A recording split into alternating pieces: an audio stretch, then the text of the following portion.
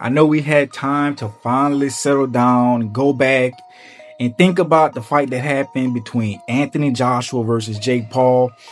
I went back and watched the fight because, during the fight, during a live fight, you don't see things that you wouldn't normally see until you go back and watch it. So I went back and watched some of the parts of the fight, and y'all, I realized that this fight was this wasn't even a fight. This was not even a fight. As soon as the bell rung, Jake Paul started running around the ring. You can't make this shit up, people. He didn't even, I don't know what was the game plan. Was the game plan to run all night and make it to the final bell? A bum. That's what he is. A bum. If that was the game plan, to say, yeah, I survived I survived 8 rounds with Anthony Joshua, more power to them. But to the extent of it happening, it was such a stupid way of carrying on with the fight. Mind you, this man had a long training camp.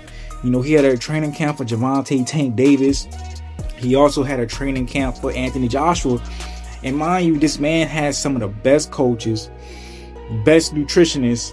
He had a lot of fighters come help him, like Shakur Stevenson and a lot of these other guys, and it's like you have such elite help. You got an elite helping, and you still basic, and it just goes to show that you can't teach talent.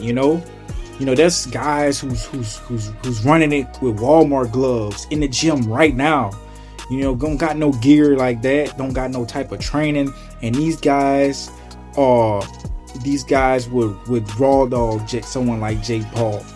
I mean, it's levels to it.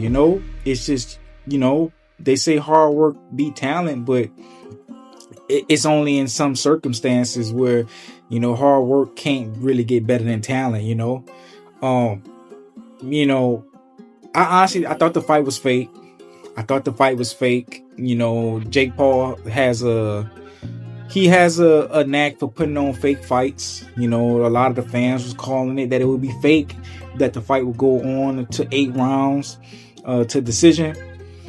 I was surprised. Maybe it was it had some stipulations that it wasn't supposed to be a knockout. And maybe Anthony Joshua kind of went back on it, and just said whatever and just took his head off. I feel like Jake Paul would not put himself in a position to get embarrassed like that. And if he did, that was very delusional way of putting himself in danger like that. There's been many times in boxing where a lot of professional athletes have lost their lives. Luckily Jake Paul did not lose his life, but he did lose a lot of things that night. His dignity, like I said, worst boxing match I've ever seen in my life. This man was running all night. He didn't stay and trade with him at all. He ran from Joshua all night, which was sad. Every time Joshua threw one punch, Jake Paul would duck down and hold his legs, and it was sad. It was very sad. He tried to do that YOLO punch he always do. The overhand cross he always try to do. The overhand right, the overhand left, and there was a part in the fight where he did it. He kept doing it, and Anthony Joshua peeped that out and threw a massive, crazy uppercut, and it almost it literally lifted Jake Paul's head off the ground. His face was going off, he was literally flying in there when he got hit with that uppercut. There was a time in the fight when Jake Paul tripped over his own 2 left feet. I beg your pardon. And he almost fell. He almost twisted his ankle during that part. He almost twisted his ankle.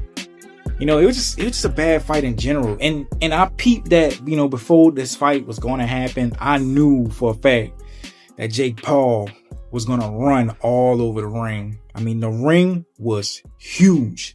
I mean, if y'all seen that ring was so massive. Like, I was like, man, look at that ring. I've never seen a ring that big. And I've been watching professional boxing for a while. I've done it myself. I've been in the ring myself. I fought myself. You know, I trained and everything, and I've never seen a ring. I didn't even know rings could get that huge. I've never knew that was a sort of thing, you know. So when I peeped that ring, I said, and that's a huge ring. And I was like, yeah, he's gonna run all night. He's gonna run all right, and ran all night. He did, you know. Unfortunately, he got caught during the 6th round, and that was all she wrote. But you know, this goes to show that you can't really play boxing. You can't have a lot of these guys come in, these YouTubers, and, you know, they think they can, you know, cheat and go up the ladder without, you know, running through the ranks, you know. You can't just skip to the hardest level without, you know, fighting the other opponents first, you know.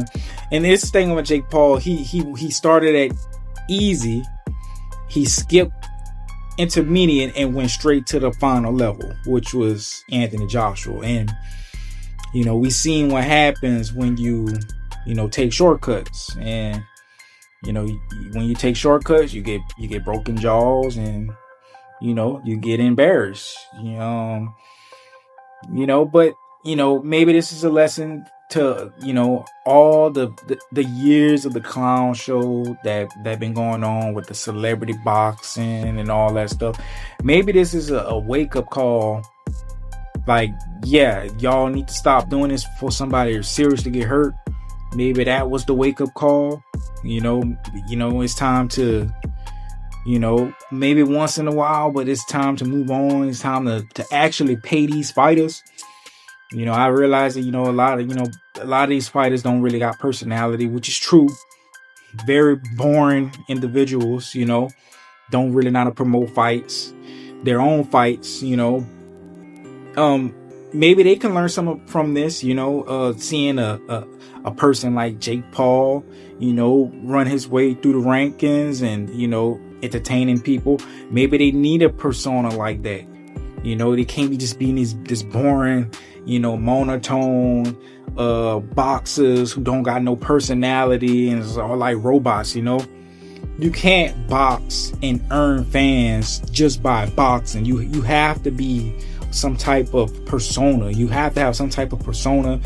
You know, you have to, it's something. Like, you can't just be this one-dimensional, boring, you know, fighter who like, you just can't. Like, it doesn't make sense. Like, there's a lot of casuals who watch boxing, and if you don't got the look, if you don't got the confidence, or if you don't got the charisma, you know, there's no way you can make it in boxing. There's no way you can make it, you know.